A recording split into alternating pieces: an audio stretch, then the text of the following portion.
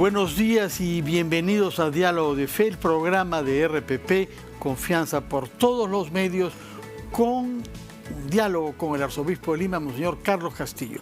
Buenos días, señor arzobispo. Buenos días, Fernando. Una alegría poder estar nuevamente aquí con ustedes. Muchas gracias. Usted ha querido comenzar comentando parte de lo que el Papa dijo en la audiencia de los miércoles, que es una audiencia abierta al público y en donde aprovecha para hacer unos comentarios de pasajes del Evangelio. Así es. En este caso, un tema que muchos no conocemos con precisión sobre fariseos y publicanos. Ya. ¿Quiénes son estos personajes que Jesús cita con frecuencia y que contrapone? Ya.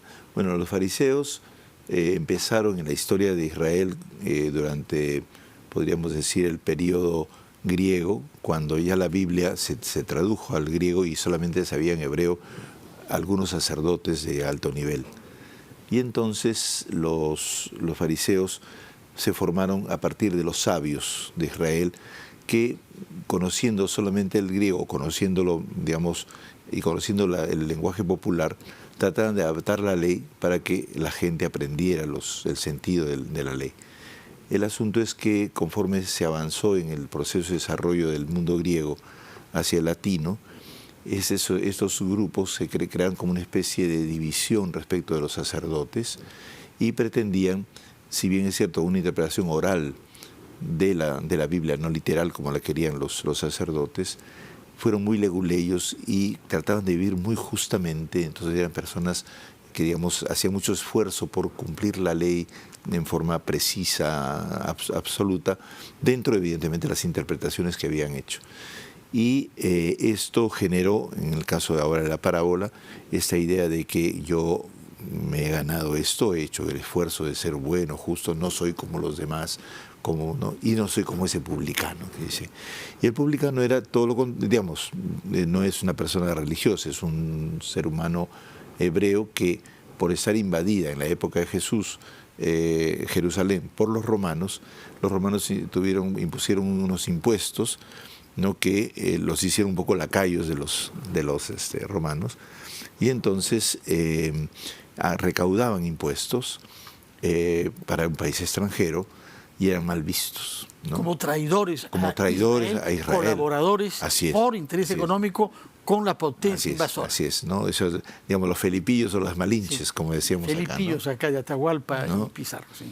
Entonces eran despreciados por los hebreos, inclusive por la gente, digamos, sencilla, porque culturalmente implicaba un rechazo a la nacionalidad israelita, ¿no? Estos eran condenados y vistos como digamos, lo último. Inclusive Mateo es un cobrador de impuestos y el Señor lo invita, ¿no? Y se reúne con él, ¿no? Y va a comer con él. Y Mateo deja esta mesa llena con todos los impuestos que cobraba. Así es, y se dedica a seguir a Jesús. O Zaqueo, que es uno de los casos lindos del Evangelio de Lucas, en el capítulo 19, en donde Zaqueo, el Señor lo mira y le dice: esta tarde voy a tu casa. Va y dice, lo recibe con alegría y le dice: Señor, desde el primer momento, no, yo he robado, pero entonces voy a devolver 3 veces. Y voy a pagarle a quien he defraudado. Es una conversión impresionante. Y Jesús dice, la alegría ha llegado a esta casa, la salvación ha llegado a esta casa, porque este también es un hijo de Abraham, ¿no? Y como esa frase que se cita en la misa: Señor, no soy digno de que entres a mi casa, pero una palabra tuya bastará para salvarme. Así es. En realidad lo que salva es el Señor, ¿no es cierto? O sea, uno de los problemas más grandes de la fe es que una vez que uno se reconoce amado, uno cree que el Señor no ama a los otros sino solamente a uno. Y entonces yo siempre lo digo a veces en las homilías, porque es una cosa que vemos todos en televisión. Entonces, en el programa del Chavo del Ocho, ¿no? Kiko le dice siempre al Chavo: chusma, chusma, chusma, ¿no? Esta expresión que separa y que perjudica a una persona sencilla, creyéndose uno superior por eso, ¿no?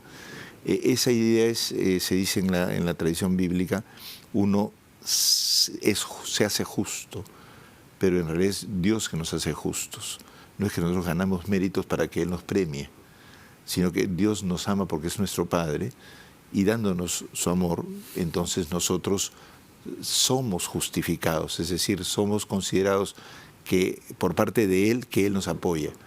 No nosotros tenemos asegurado por hacer una serie de obras la salvación y el apoyo de Dios. Ahora, Jesús no tenía ninguna simpatía por los fariseos, los critica en varias oportunidades, Sí. Incluso eso da pie a que se arme una conspiración contra él, Así es. la que lo llevan a la muerte. Mientras que por los publicanos, mal vistos en su época por Así cobrar es. impuestos, Y por los samaritanos. tiene una Entonces, cierta simpatía. Tiene mucha simpatía por la gente que está maltratada y despreciada por ciertas visiones culturales, ciertas costumbres, ciertas maneras de fe que inclusive ocurren en nuestra iglesia, ¿no?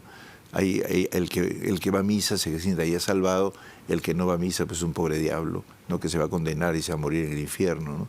A veces decimos esas cosas, ¿no? O las personas, como lo que ha pasado en el Vaticano ahora, ¿no?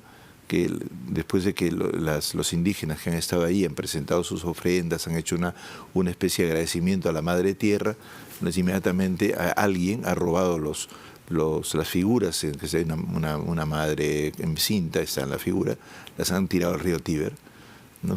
Porque no soportan que haya gente que tenga otras costumbres. Eso es un viejo problema que hubo en la iglesia también en América Latina, ¿no? El no considerar que cuando lo único que llevamos a la gente es participar del amor de Dios, que luego se tiene que traducir en sus propios términos en las culturas, y que hay muchas cosas buenas en esas culturas que no son, como llamamos, paganas, ¿no es cierto? Claro. No hay un paganismo como ideología. Vago viene además de campo. Son religiones del campo que necesitan reconocerse lo bueno que tienen. Evidentemente habrá alguna cosa negativa, como sucedía antiguamente, sacrificios humanos o algo así, y eso se cuestiona, pero se dialoga, se comprende, ¿no? San Agustín decía que cuando un pueblo tiene una cultura, nadie debe tocar sus ídolos o sus dioses. Ellos mismos tienen que ponerlos en el lugar que ellos deseen hasta madurar y comprender que el amor es lo central. Nadie tiene que estar... Y eso lo hicieron los grandes misioneros, Bartolomé de las Casas y todo su grupo de dominicos. Ahora, el Papa aprovechó de este pasaje sobre publicanos y fariseos para recordar una frase de Jesús que impresiona. El que se humilla será ensalzado y el que se ensalza será humillado. Eso ¿Qué cosa comenta el fuerte. Papa? Explíquenos. Es que el asunto central es que la exaltación propia es una manera de sustituir a Dios. Porque yo me hago algo así como, pongo a Dios un poco como cómplice de mis altanerías y simultáneamente lo sustituyo porque es un Dios a mi medida, ¿no? Yo me he esforzado, yo soy el mejor, yo lo puedo todo, tú ves hecho lo mejor, entonces es lógico que yo sea bendecido por ti.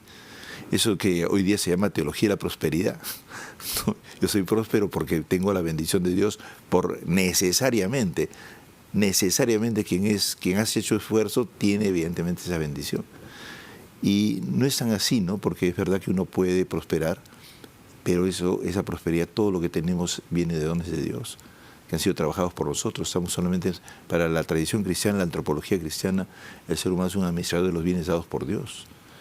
Entonces, nosotros mismos no nos hemos dado la existencia. Toda la constitución de la naturaleza de nosotros es un don que estamos administrando y que algunos nos arrogamos como patrones y sustituimos a Dios, que es realmente el que ha creado todo esto. Monseñor, yo quisiera que nos diga cómo ha vivido usted estas reflexiones teológicas, inspiradas en parte por el discurso del Papa, en relación con la procesión del Señor de los Milagros. Usted ofició la misa el sábado pasado, la misa por la Nación, luego ha habido la procesión intensa en la ciudad y estamos en espera de una nueva procesión el 28 y de la vuelta a casa de Landa el 1 de noviembre. ¿Cómo vive usted toda esa experiencia? Mire, para mí es una experiencia, bueno, lo hacía de chiquito, ¿no? Lo más importante, una primera cosa es la emoción, porque toda la gente siente en común el paso del Señor, pero como agradeciendo su presencia en medio de la vida del pueblo, ¿no? Evidentemente el paso podríamos decir, devocional a partir de una figura, de una imagen, suscita el recuerdo de la presencia diaria en la vida cotidiana, en los problemas, ¿no? Pero allí una de las cosas que a mí me parece más lindas es la sencillez y la humildad con que la gente procede, ¿no? Es un poco la oración de los publicanos, porque todos somos pecadores, pues. Entonces es un pueblo que se reconoce a sí mismo en su pecado y que le pide a Dios la gracia. El milagro es la gracia, ¿no? Le pide que, digamos, nosotros que no somos nadie, te agradecemos estar con nosotros y te pedimos que tu ayuda todavía. La oración que dice el publicano, ¿no? Ten piedad de mí, Señor, que soy un pecador. Que es un problema que, por ejemplo, no se ve en las actitudes individualistas del primero, ¿no?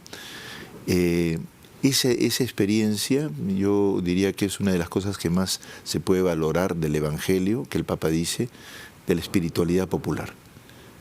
La apertura a un Dios que nos acompaña y al cual le agradecemos, y en ese agradecimiento no hacemos un espejo de nosotros mismos. Te agradezco porque yo soy bacán, ¿no?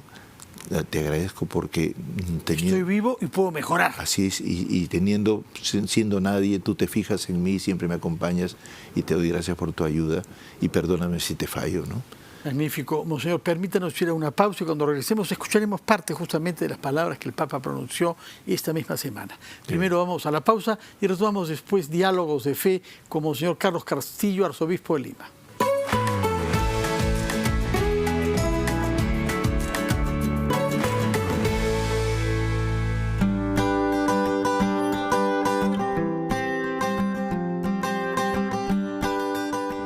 La iglesia no es una fortaleza cerrada, sino una tienda de campaña capaz de agrandarse para recibir a todos. Es una iglesia en salida, una iglesia con las puertas siempre abiertas. En Antioquía de Siria, donde por primera vez los creyentes fueron llamados cristianos, Pablo y Bernabé inician el primer viaje misionero. En las diferentes comunidades de la predicación del Evangelio en las sinagogas de la diáspora, se pasó al anuncio a los paganos, que Dios también llama a la fe. Esta novedad de apertura a otros que no eran judíos desencadenó una controversia. Algunos judíos afirmaban la necesidad de la circuncisión para la salvación. Para resolver esta cuestión, recurrieron a la asamblea de los apóstoles y de los ancianos, y tuvo lugar el así llamado Concilio de Jerusalén, en el que se afrontó la relación entre la fe en Cristo y la observancia de la ley de Moisés. Pedro y Santiago, columnas de la Iglesia, invitaron a no imponer la circuncisión a los paganos que se convertían a la fe, sino solo a que rechazasen la idolatría y todas sus expresiones, pues solo la gracia del Señor Jesús es causa de salvación. La Asamblea de Jerusalén nos enseña cómo enfrentar las divergencias y buscar la verdad en la caridad. Nos ayuda a entender que la sinodalidad es el método eclesial para reflexionar y confrontarse, basado en el diálogo y en el discernimiento a la luz del Espíritu Santo.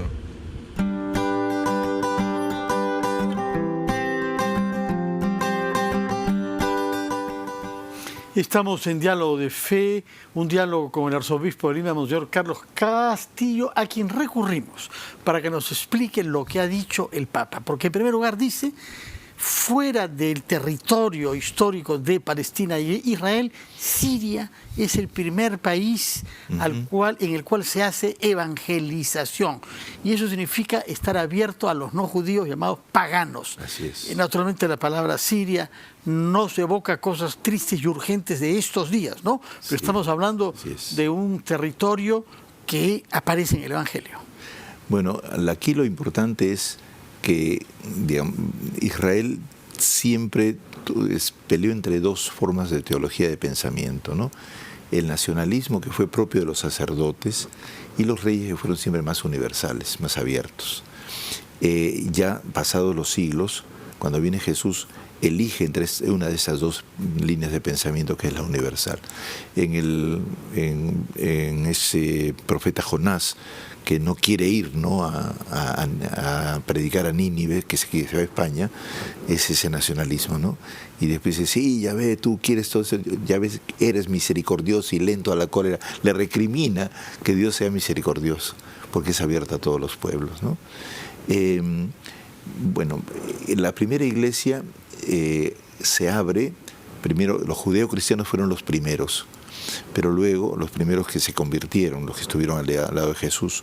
Pero ya en el Evangelio se habla de que Jesús se abrió también a los pueblos que estaban un poco lejos porque se habían mezclado. Dentro del propio Israel, los samaritanos, por ejemplo, son esos, son ex-israelitas, digamos, de segunda clase, entre comillas, porque se habían mezclado, porque habían sufrido una tragedia. Ahora, lo importante en esto es que siempre hay la tendencia a que la experiencia religiosa sea del grupo que cree y los otros tengan que venir al grupo para salvarse.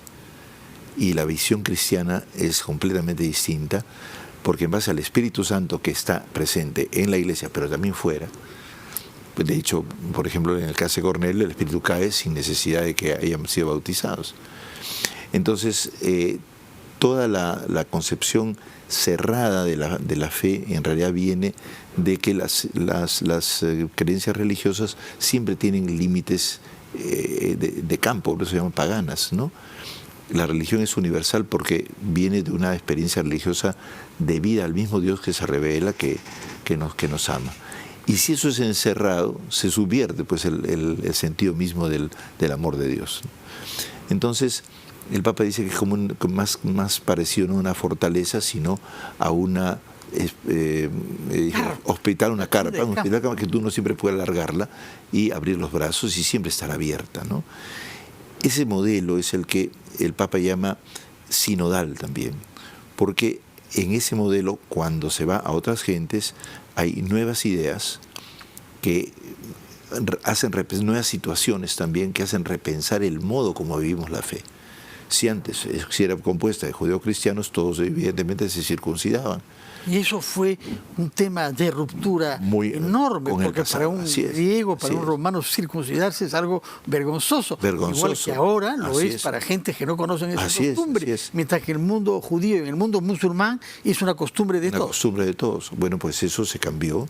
Claro, en la tradición era el signo que le había dejado a Abraham Dios para que, digamos, formaran una especie de símbolo de su amor. Además creo que cortar el prepucio era por un prejuicio de que si es que se había cortado el prepucio había más fecundidad. Esa era la idea. Y porque Dios que era fecundo y quería darle vida a la gente. Eso es excelente, ¿no? Pero el símbolo, si otros no lo entienden, se cambia. Eso es muy importante porque la mayor parte de los ritos, inclusive los que tenemos en las celebraciones que usamos nosotros, no lo digo yo, lo dice el cardenal Newman, ya todos son de origen. Estos días, ¿no? Casi todos son de origen. Convertido al catolicismo, así es, lo cual creo que produjo algunas rencores en Inglaterra. Así es, pero que es un hombre genial, capaz de poder haber advertido que en la diversidad humana se puede ingresar justamente porque tenemos el Espíritu de Dios que puede comprenderlo todo e incorporarlo todo. Y entonces la tendencia a ver que, por ejemplo, yo creo que es este problema con la masonía ahora, ¿no? Que en el sínodo masónico los indígenas tienen condiciones de vida tales que requerirían probablemente de un rito propio, que recogiendo sus costumbres, manteniendo, digamos, las cosas centrales, por ejemplo, la consagración del pan y del vino, es un problema también, porque el vino no se produce en esas zonas, hay que llevarlo, ¿no? Pero en fin, manteniendo los elementos fundamentales, dejemos de lado otras cosas que no son, y que son costumbres en las ciudades o en tradiciones que donde la influencia occidente ya es muy pesante, ¿no? Y hay personas que creen que eso es pues una locura, que es y igualito fue cuando el tránsito del griego al latín fue un escándalo. ¿Cómo se va a hablar latín? Es una lengua de digamos, de la chusma, porque la lengua alta se suponía que era el koiné, que era también vulgar, ¿no? Igual es cuando se dejó de hacer la misa en latín, yo recuerdo porque También, era niño, después del Concilio Vaticano II, ya me acuerdo. y la misa pasó a ser en las lenguas de los países. Claro. Porque de niño yo iba a seguir misas en latín y no entendíamos nada. Nada, no entendíamos. Ora pro nobis. Así, ¿no? Reza por nosotros, lo único sí, que recuerdo. ora pro nobis peccatoribus. Entonces, por ejemplo, un problema serio en eso de las lenguas ha sido cuando se tradujo al quechua, al aymara, al shipibo. Tenemos misas en todas las lenguas aborígenes. Y evidentemente, ¿cómo no vamos a tener gestos también que expresan? A mí me admiró mucho que en un viaje del Papa Juan Pablo II al África, una señora de, no sé, congolesa, no sé cuál de los países o de las zonas de África, leyó la lectura con el torso desnudo, ¿no? Porque allá las mujeres andan así. Y el Papa no ni se inmutó, ¿no? Acá sería un escándalo, una cosa así. Ahora igual sí que lo estoy diciendo, les van a asustar a muchos. Pero lo que pasa es que eso, la Iglesia tiene una capacidad de comprensión. Si queremos ser signo de la unidad, del amor de Dios con todos los seres humanos son diversificados y tenemos que dialogar con todos y abrir el corazón. Y eso además es una cosa muy linda porque ayuda a comprender la maravilla que hay en todo y las personas se sienten unidas siendo diferentes. En una tradición católica muy fuerte se ha pensado que la unidad es la uniformidad. Y eso es una cosa grave. Ya Helder Cámara lo decía en el concilio y eso permitió... El cardenal brasileño, ¿no? Sí, el Helder Cámara fue obispo, él participó del concilio y él le decía a Pablo VI, ¿no? Unidad no es uniformidad. Y en eso tenemos que aprender porque a veces algunas personas piensan que las cosas son las normas ya sean establecidas.